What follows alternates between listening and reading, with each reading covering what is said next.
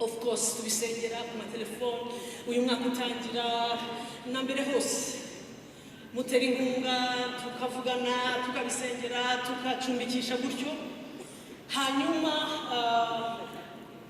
ubwo uyu mwanya rero mbabonye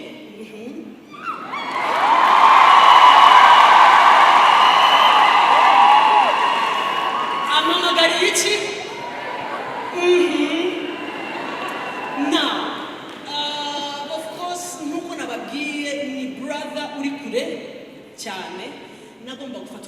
kumusengera umugoroba, kumusengera byinshi cyane. Hanyuma mise numva icyanditswe gikomeye kiri muri Luka 15:19. Ngiye gukoresha iminota mike mbabwire tubwire pastor Ngatoya. Ni hahandi kawapatu ni hahandi ndababwira Luka 15:19 ndababwira ibintu kimwe bibiri bitatu bine hanyuma nicara. Iki gitondo na of course nagombaga gusengera uyu mugoroba, hanyuma numva ibi bintu bine mbibakiremo vuba vuba. Oh yes, biraza kubera impamba mbere y'uko uyu mwaka usoza mu izina rya Yesu. Oh yes. Luka 15 reka mbere ku murongo wa 11.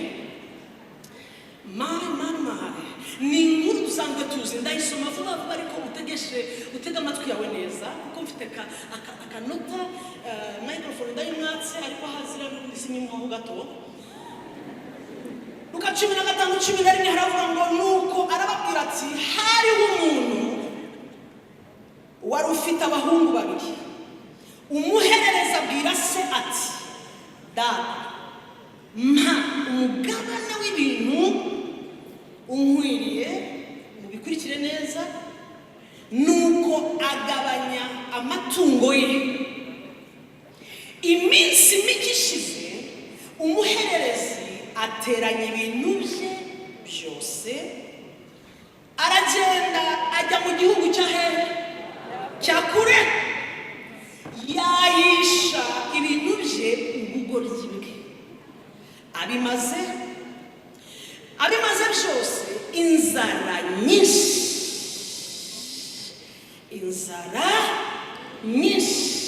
itera muri icyo gihugu, atangira gukena.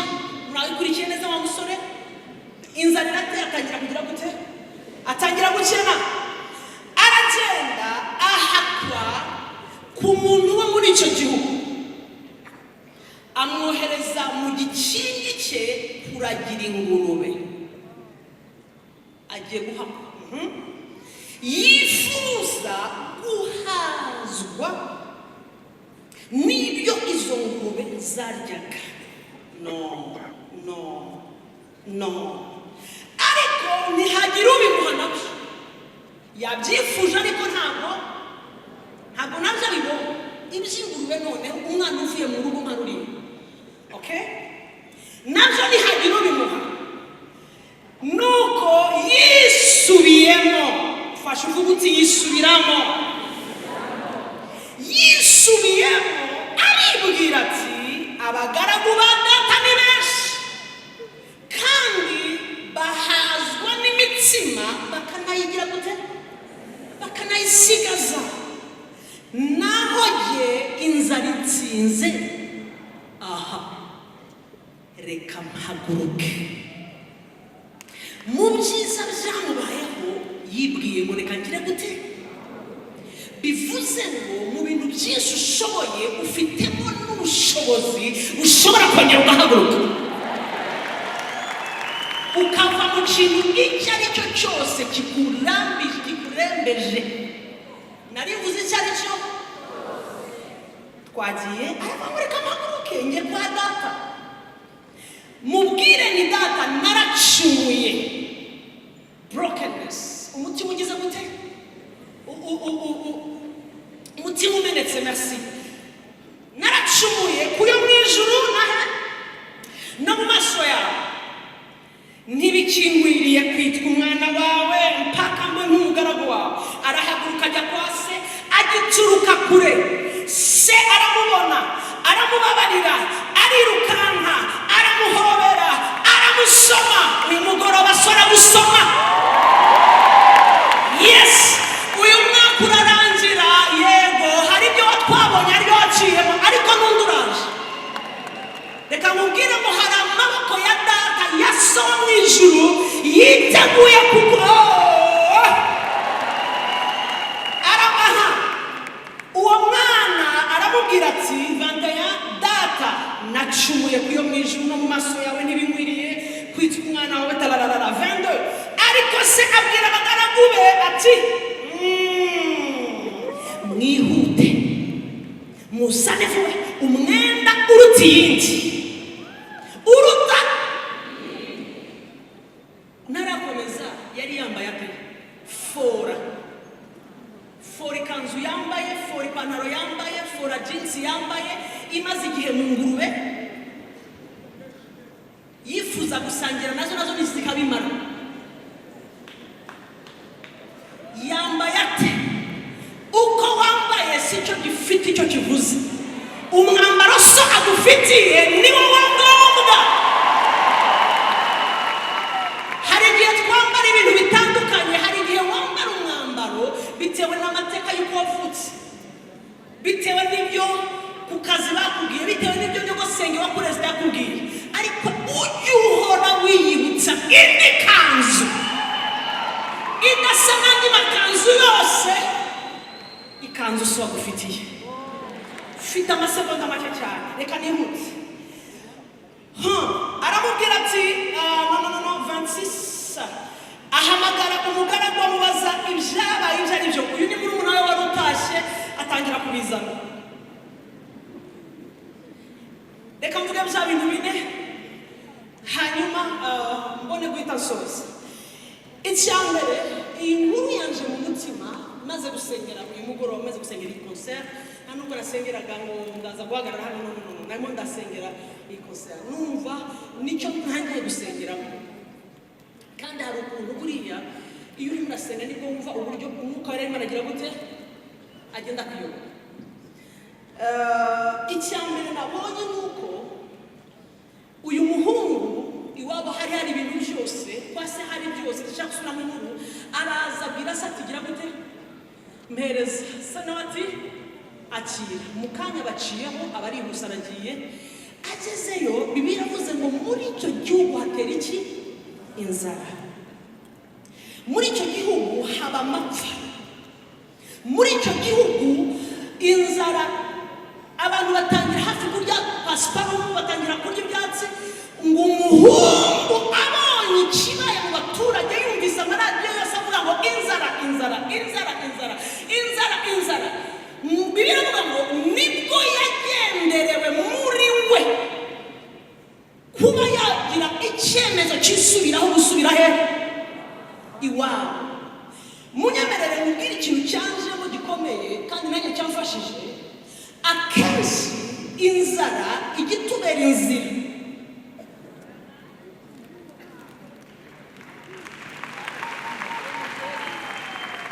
iyo uyu musore akomeza guhaga agatunga akagenda imbere agakomeza akabona amasheni 6 wa 5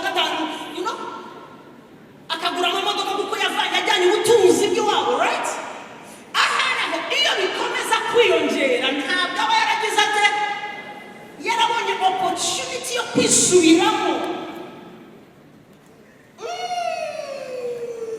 hari igihe inzara eleto liba lelo sabaya hari igihe umuraba hari igihe kiriya kibazo ufite ku kazi hari igihe Imana yemera ibintu bikakugeraho kugira ngo bikubere inzira yongera kwisubiramo inzara yarakubise irahonda kandi buriya abagabo basonza nabi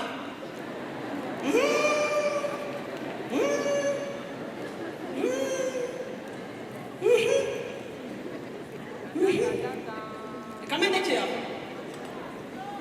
inzara yarakubise mu gitondo buri gikoma nimugoroba atangira kumva inzara kuri radiyo yumva inzara ahantu hose Bibiliya yavuze ngo biciye mu nzara hari ikintu kidasanzwe muri we hano hari abantu ibyo mwaciyemo byababereye esikariye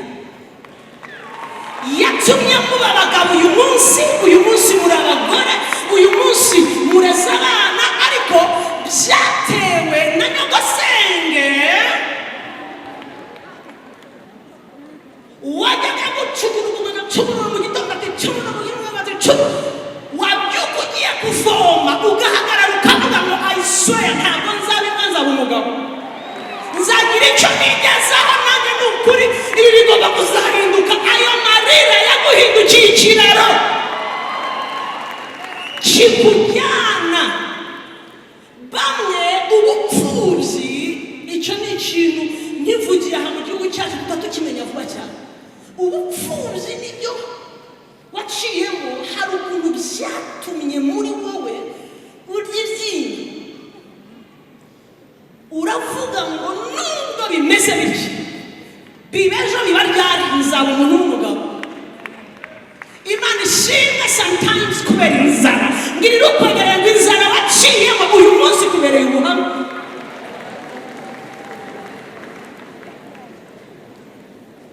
Uyu muhungu inzara yarakubise ngo agira imubera inzira, imubera ikiraro, imubera umwanya wo kwicara ahantu, atangira kuzunguza, atangira reka nkubwire, hari igihe Imana igusanga mu nzara. Benshi yabasanze ahantu, iyo mvuga inzara muri byo ushaka kuvuga uyu yahuye n'inzara, wowe wahuye n'ikindi. Hari igihe surtout les Africains ndetse no banange, hari igihe ibyo uciyemo bikubera motivation ivuga ngo enough is enough. Reka mvuga kaniruka nkura nigiye gucuri wacu, of course ntangiye gukura nari nzi umubare w'abana tuvukana, ariko natangiye gukura nsanga nta muhungu n'umwe dusigaranye iwacu, kandi bahari, kandi papa yarababyaye na mama. Hanyuma turabaza byagenze gute, bati hari inzara yakubise mu mitima yabo, ubu bagiye ku rugamba. Bagiye bamwe ari bato, abandi bagenda bakiri abatineja, ariko bavuga ngo enough is enough. Ibintu by'ubuhunzi fire, bagenda batwaye udupantaro tubiri cyangwa batwaye iki, agasakoshi. Nakuze ntazi guhamagara musaza wanjye kubera iki, bose babidupatiye bye bye. Twongeye kubabona nyuma, bamwe barababonye abandi ntibababona, ariko Imana ishimwe ko icyo bakoze. Inzara yabakubitiye mu buhunzi, uyu munsi ntabwo, uyu munsi baravuga amashimwe. Even Richard wari muraririmba hano nawe yaje ari tipe mutora, uyu munsi arimo aririmba mu Rwanda n'abanyarwanda bose. Tuguhaye iki? Vuga cyane zamuri, tuguhaye igihugu cyacu kubera iki yarakirwaniye, yarakibabariye. Uyu munsi azi Yesu, arimo aragitanga mu maboko ya Yesu. Ongera usunikire ukwegereye ngo ibyo waciyemo buriya Imana igiye ibikoresha nabyo. Cyari ndakangahe. Icya kabiri cyabaye kuri uyu musore cyamfashije ni ubushobozi yagize butuma yikumbura, yibwira, yiyemeza kuva mu ngurube. My God, aharaho yari bugume mu ngurube, sibyo? Aharaho yari bwemera akaguma hehe, akavuga ngo nta yindi nzira. Uzi ko hari abantu bemera bakaguma mu ngurube bagasibaza. Bibiliya yavuze ngo yifuje no gusangira n'utuvungukira aratubura, noneho n'utuva ku isahani aratubura biraba. Ariko mu butwari bukomeye yagize n'icyo kintu cy'ubushobozi cyo kwisuganya, akavuga ngo sinzi uko data arimo arantegereza kuko naramubabaje, ariko uko biri kose iki gihe maze mu ngurube nazikivamo. Nasengaga numva hari abantu bamaze igihe mu tuzu tunaka, uyu mwaka utararangira uratuvurumukamo, urakavamo. Even tonight umukozi Imana agiye kugaruka kuririmba, ushobora kwiyemeza ukabwira data uti iri joro simba hano, sindi bwemere gusoza uyu mwaka nihicaranye n'ingurube. Vrema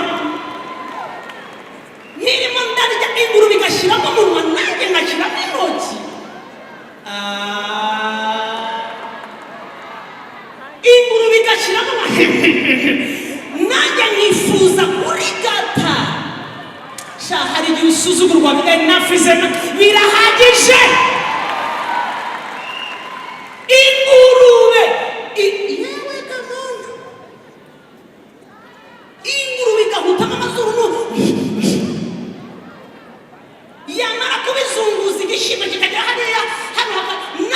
ukazana umunwa, ukazana intoki, ukaza so papa wawe afite ibyamirenge, afite n'ibyo uba mubwiza ukuri. Nahise menya ko ijoro rimushobora kwemerera ingurube mugasangira. Irya kabiri ubwiye uvuga gutyo buri umwe wese arimo arumva ahantu arimo arajya ku isahani, buri umwe wese agira ingurube ye.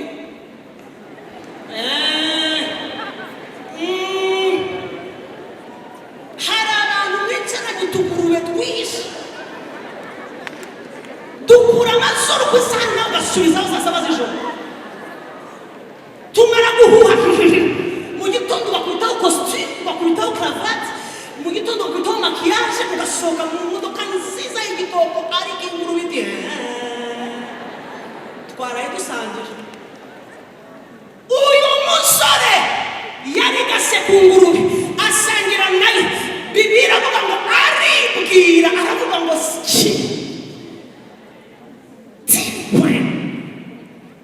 jusqu'à bizageza ryari. Ari kuva arimo arivumbura, afite icyo ahagazeho, ntabwo buri upfa kwivumbura parapora kwa arimo arivumbura, yibuka se n'ubukire bwe, arimo aranga ingurube ashingiye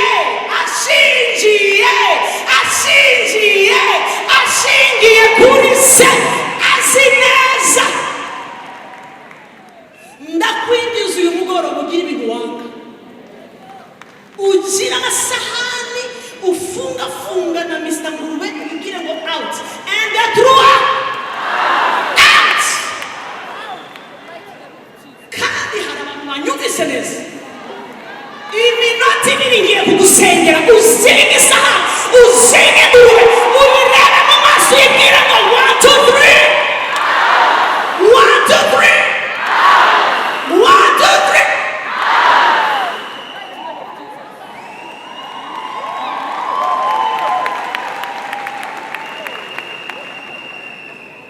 Narigiye kubwira ngo mbwira ukwegere, uramubwirira iki wakwibwiye se? Isi cyongera uvuga uti ya ngurube ko tuziranye, kariya kagurube karakinjira mu cyumba cyanjye, kariya kagurube kari ku mufuka no kuri konte yanjye,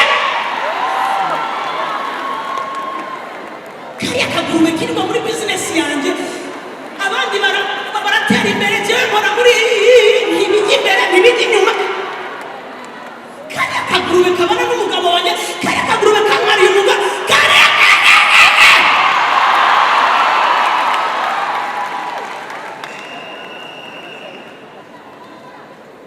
namenye neza ko nikubwire hari utugurube tutakureka utararakara neza.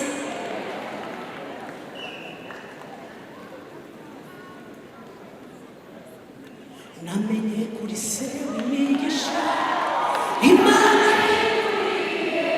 herega sinzakurekura. Namenye kuri se w'imigisha Imana, herega sinzakurekura.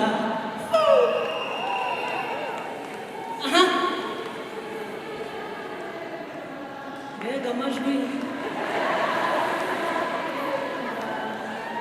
wayimenye, sinzakurekura dodo, sinzakurekura.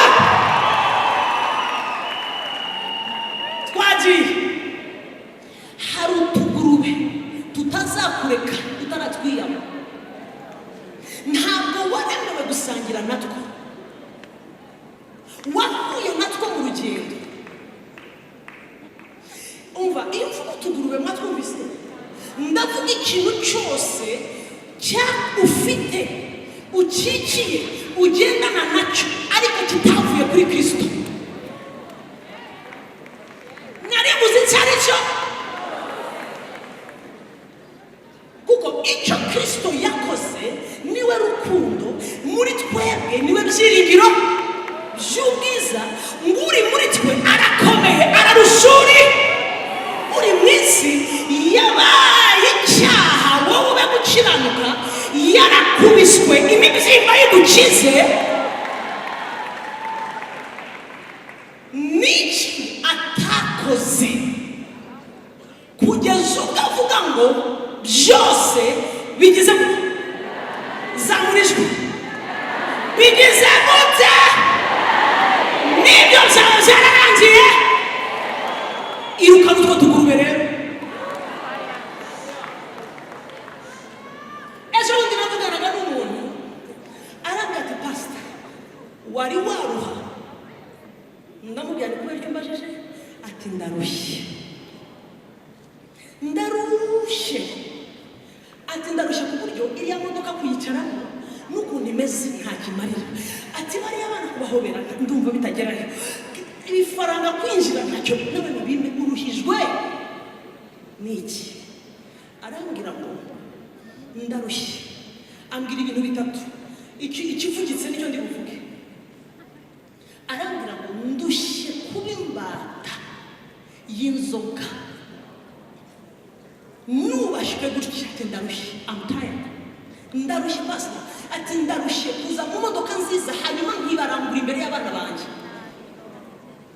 mfite doctora s'il te plaît pastor, I'm tired, ararira, ndarushye doctora itari birangura ku bubata bw'urumogi ngananiwe, doctora yananiwe, ati buri gihe imodoka yanenda ihora muri garage, ati amafaranga ashira kuri garage, ati amafaranga, ati ndarushye, barambwira ngo ninkomeza kunywa ibitabi nagize ikibazo cy'ibihaha, India barambwira ngo ninkomeza nzapfa, barambwira ngo baradubaza dore izi raporo, I'm tired, ndarushye guhora umugore wanjye ari ijoro ryose arizwa n'ikintu nanjye ntafitiye. Ndangije ndamureba, ni icyo gusa, ati cyo ni urumva ubirushye, ati ndabirushye, reba hano musomera ibyanditswe, mbwirira ukwegereye ngo birakora, namusomeye ibyanditswe bibiri, ndamubwira ngo turasoza ufite iseseme. Arambwira ngo pastor urihuse, no icyo nicyo kibitsa, byarakozwe, Yesu yarabirangije. Ndamubwira ni intsinzi urayifite, ati nibyo, nihumiriza, ahumiriza gatatu. Beneda ntabwo twasenze n'izina rya Yesu, none numvaga mfite umujinya kubona umuntu w'umupapa akubwira ngo reka nkavuge iki, akubwira ngo ibaze ko rimwe abana bato basanze nikozeho imyanda, ntabizi ko naje madamu niyanyumva ngwa muri salo, babyutse sinzi icyo murabyo kureba, basanga muri salo amasaza atumba, ati pastor I'm tired, ndamubwira ngo bamubwire hari icyo Yesu yakoze, n'umwe ni utwo tugurube turakurekura. Reka mbabwire ikintu cyantangaje hanyuma soze nkivuge, numvaga hano ngo twagiye muri idareba indirimbo zo mu gitabo cyo guhimbaza, ntazo twaririmbye, naramubwiye ngo icyo Yesu yakoze kirahagije gutungura utwo tugurube. Urabyizeye? Ati ndabyizeye. Arapfuka, ndapfuka, dufatana amaboko, ndavuga ngo urakoze Yesu ko icyo wakoze wowe data kimuhinduye, kimukijije, kimubahaye, ahindutse musha. Ategereza ko n'icyugusa, ndamubwira ni nta kwicyugusa, akiri icyo Yesu yakoze. Umvaho usoreje, ati amen, atarambaza nibyo gusa maze ini, ati byarangiye ni uzongera no koza ku muntu. Ndamubaza nta kufite mu modoka, ati kamwe se, arihuta azana kakandi banje agatabi, azana n'akayoga, ndamubwira ni gahoro, ndabireba neza, nti nubona bigiye mu kanwa kawe unywa, arafungura agira ati mwizina, ntabwo nubwiye ngo mwizina rya Yesu, unywa, agira atya. Beneda singiye kuvuga ibyo yakoze, ariko nibyo aheruka kurya ryari,